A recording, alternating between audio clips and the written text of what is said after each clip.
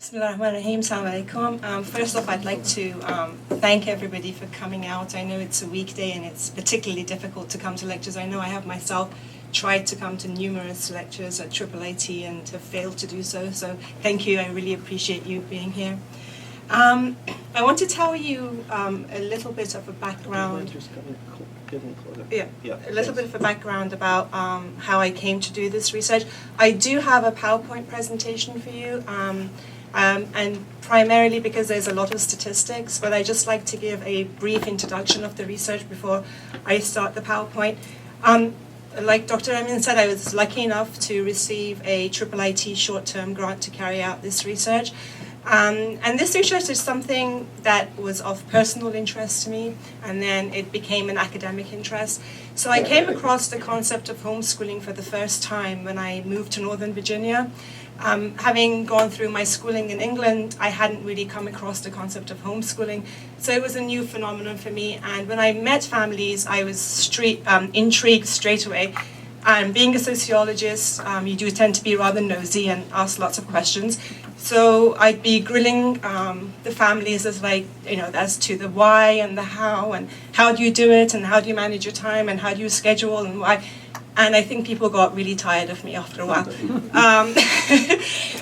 So they would discreetly walk away from me.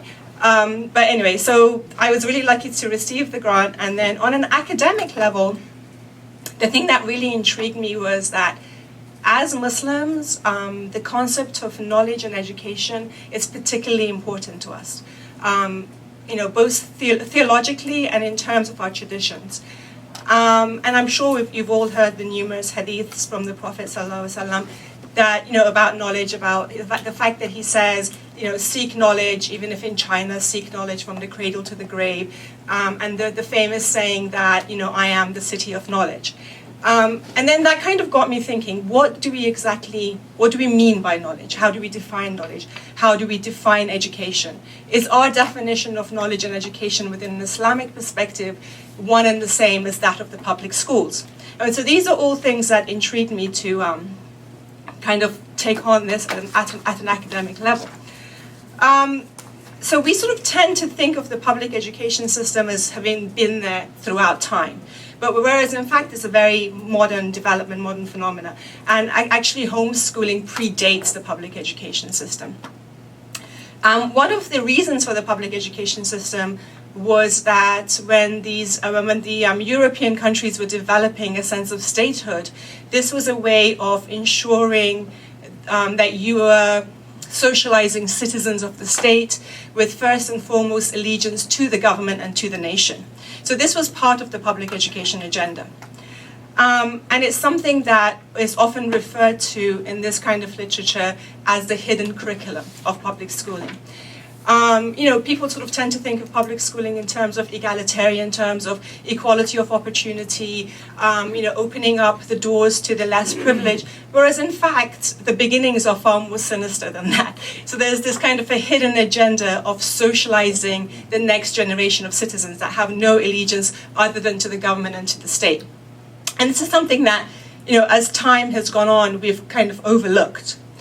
So if you think about schooling, right? So if family is the primary source of socialization, right? The first point of reference of an individual that comes into this world. So the family is the primary source of socialization.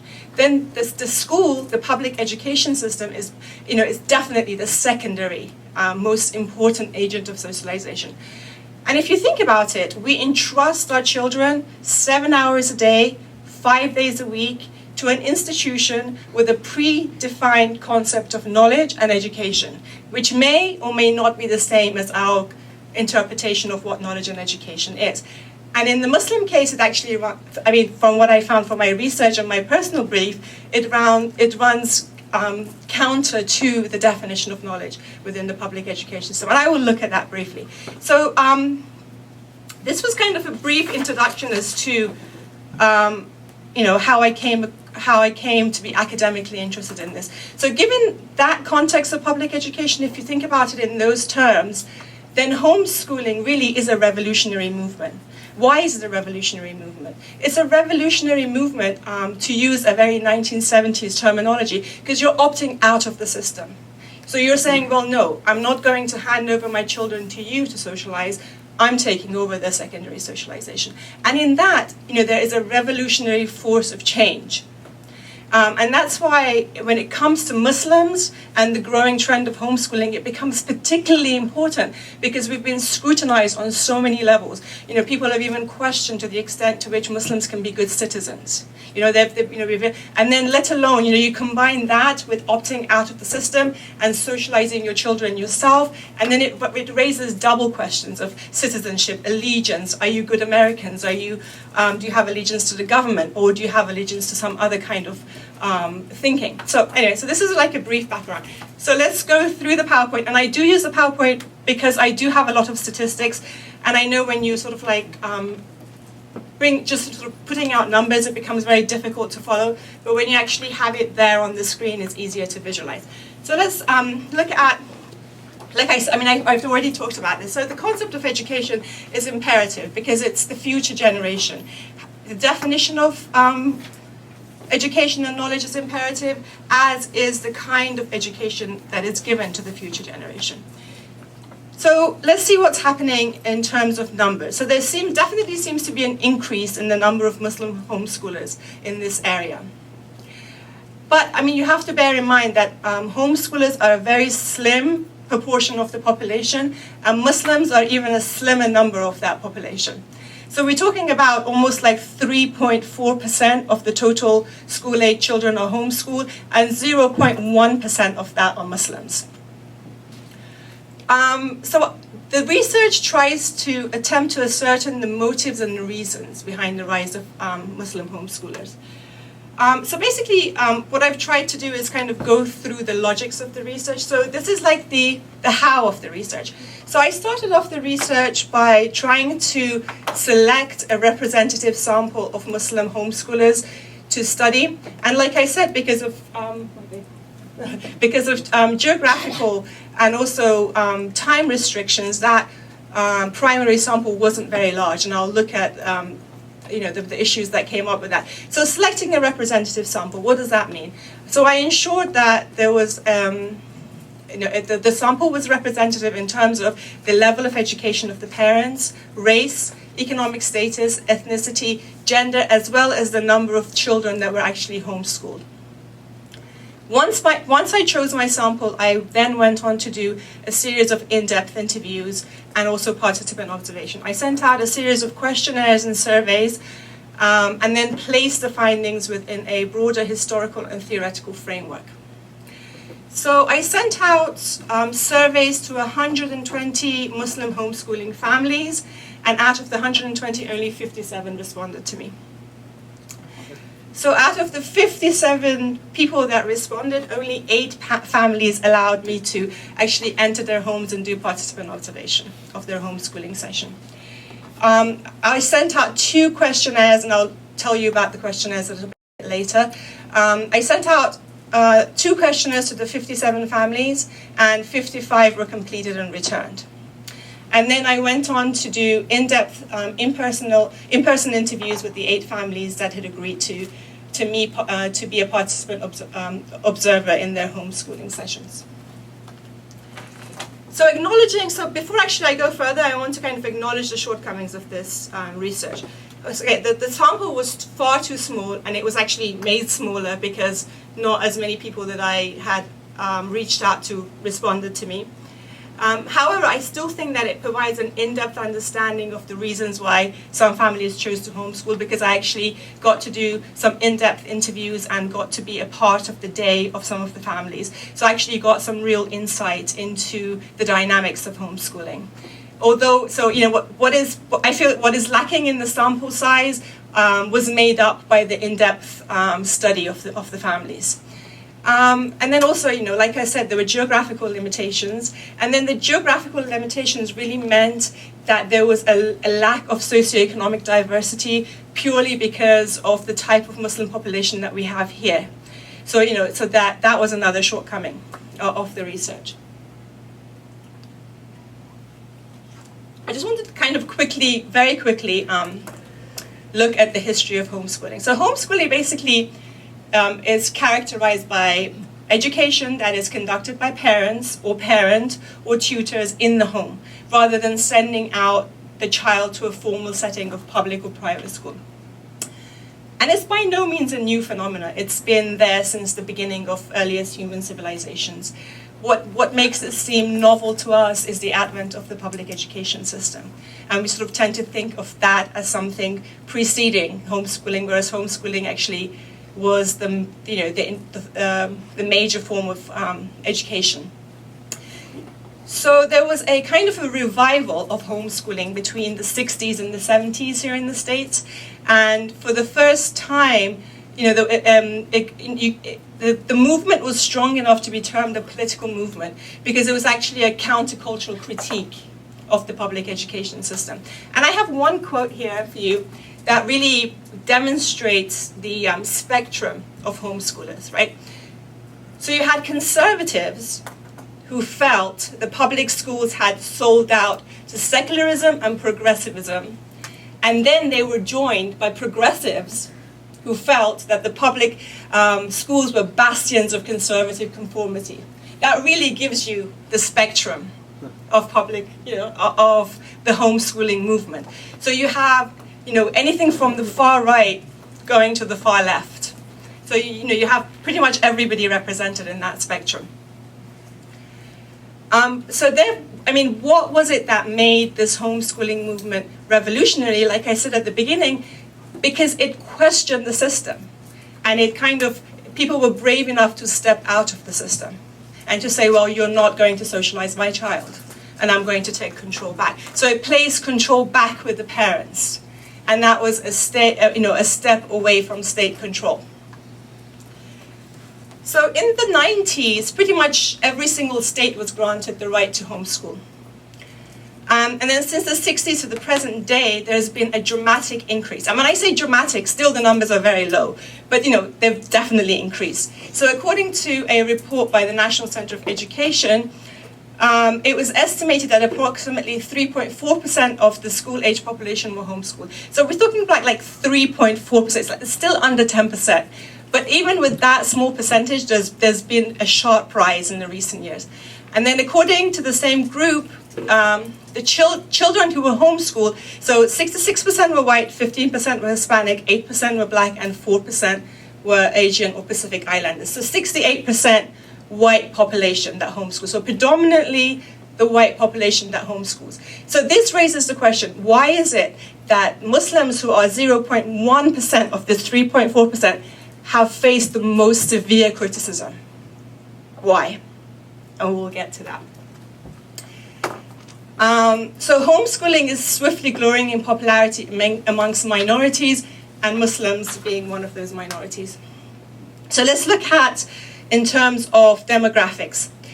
So 82.4% of homeschoolers identify themselves as Protestant Catholic. So predominantly white, predominantly Protestant Christian, 12.4% were Roman Catholic, 1.1% were atheists, and I'm assuming that 1.1% would fall within the progressive section of homeschoolers.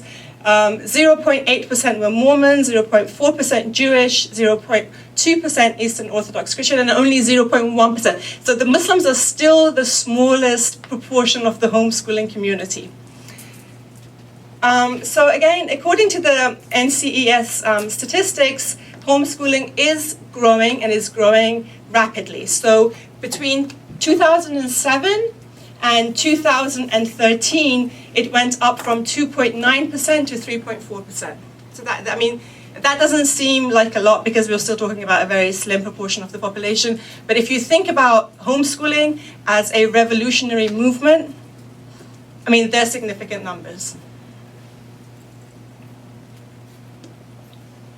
Okay, just a quick recap about the history of mass education.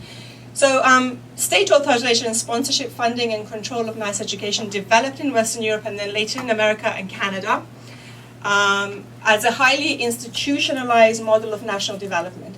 So with the emphasis being on citizenship, right? It was, so the main aim of public education was to produce good citizens of the state.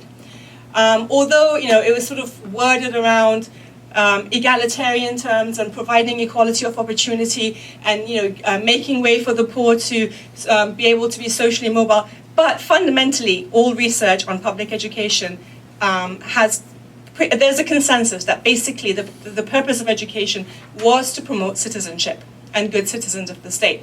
So basically, what does good citizen mean? Does it mean docile?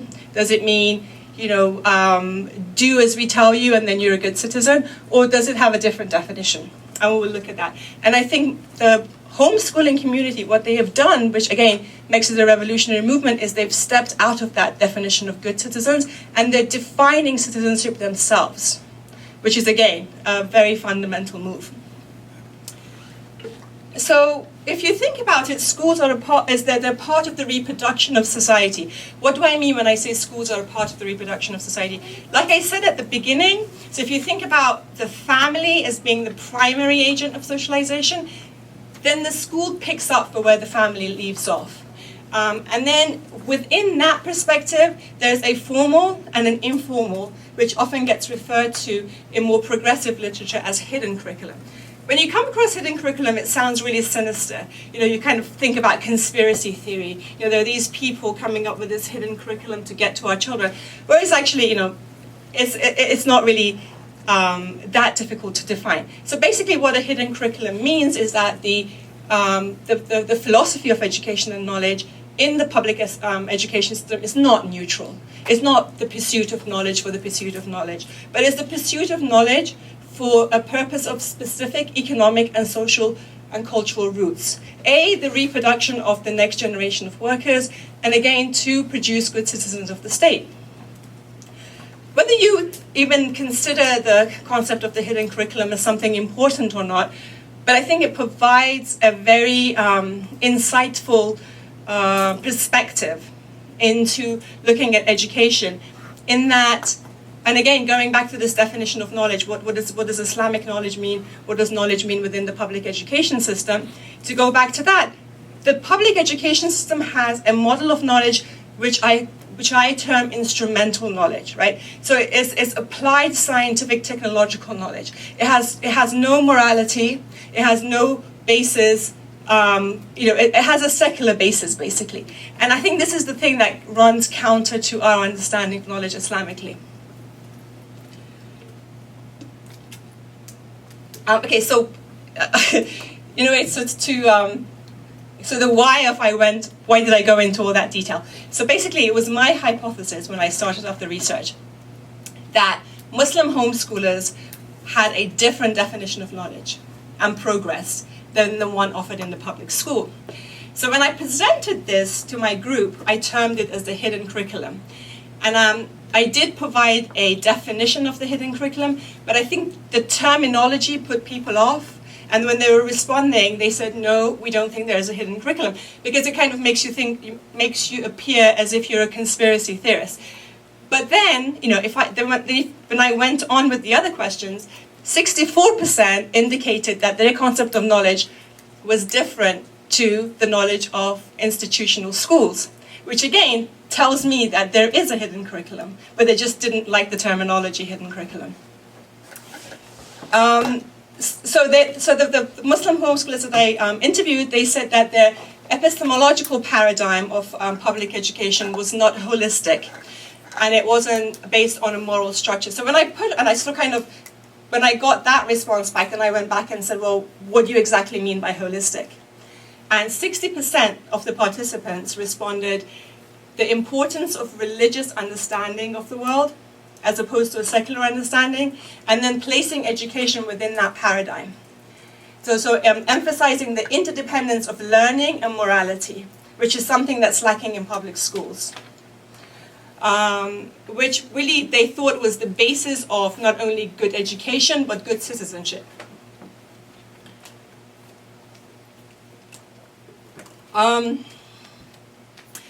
So this whole idea of citizenship. So one of the reasons that homeschoolers have been sort of demonized is because that people tend to think of them as misfits, outcasts, people that don't know how to function in society.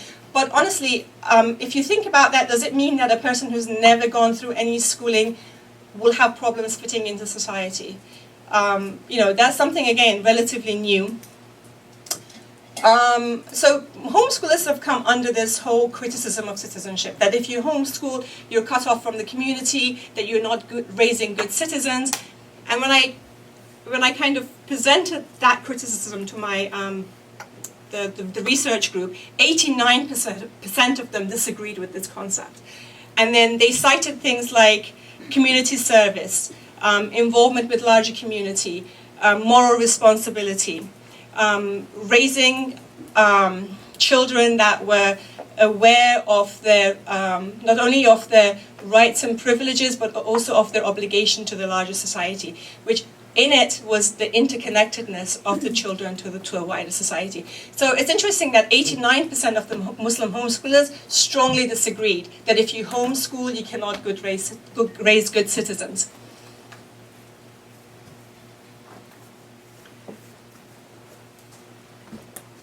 So I think I'm sort of running out of time, so sorry if I rush through this because I want to get to the second part. So these are some of the reasons why homeschoolers in general choose to homeschool. And this is based on the National Center of Education Statistics. So the first is a concern about environment of institutional schools. So 91% were concerned about environment and negative effects like safety, drugs, peer pressure, and so on. 77% they had a desire to provide a moral education, which they thought was lacking in the public education system. Also a dissatisfaction with the level of academic instruction, which 74%. A desire to provide religious instruction was 64%.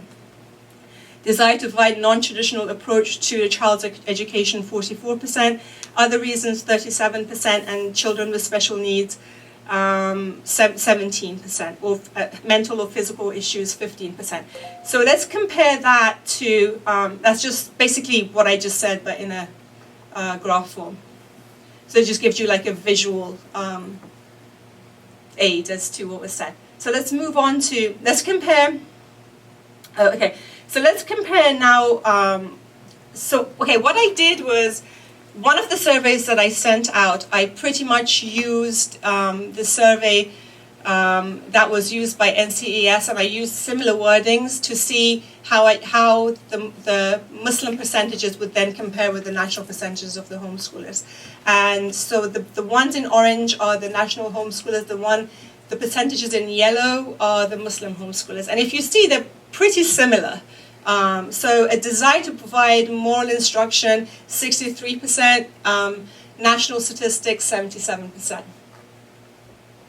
Dissatisfaction with academic institutions, Muslim percentages, 26%, NCES, 74%.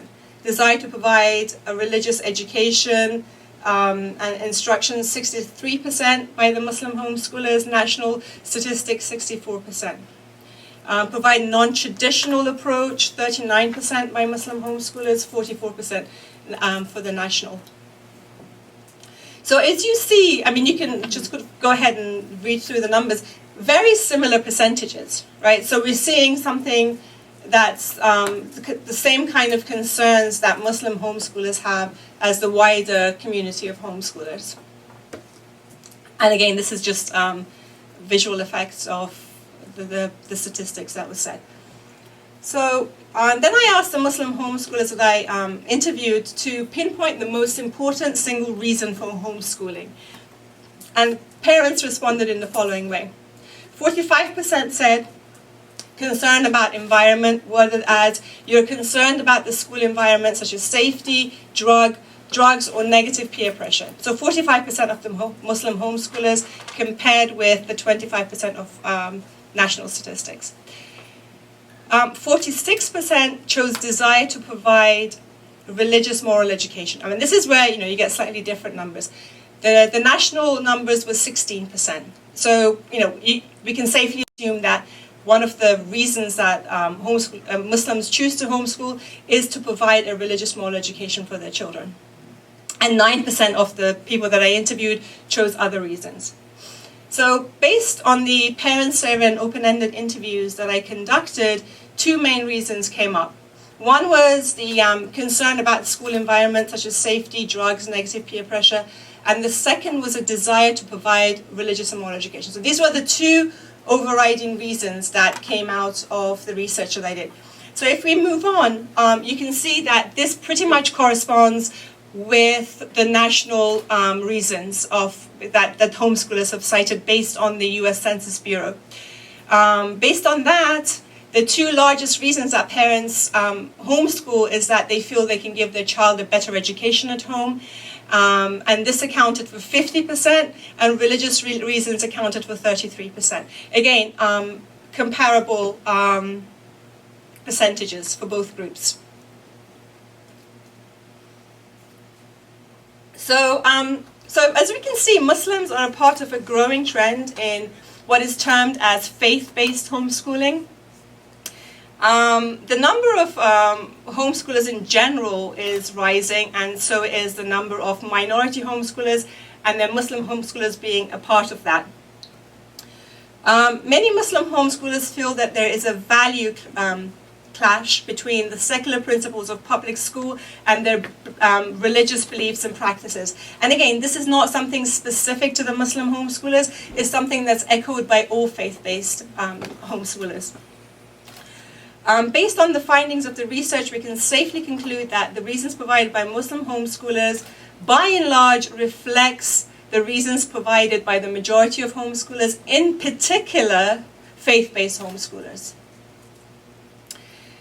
So the two superseding concerns being about school environment, and then the other being about providing a religious and moral education. So how can we explain this rise in the number of homeschoolers? So, I mean, really this, the explanation of the statistics could actually be itself another project or another paper. But I mean, I'll keep it very brief here. And I mean, to actually really come up with concrete reasons, the research needs to be done on a much more broader scale. But basically, these were my conclusions.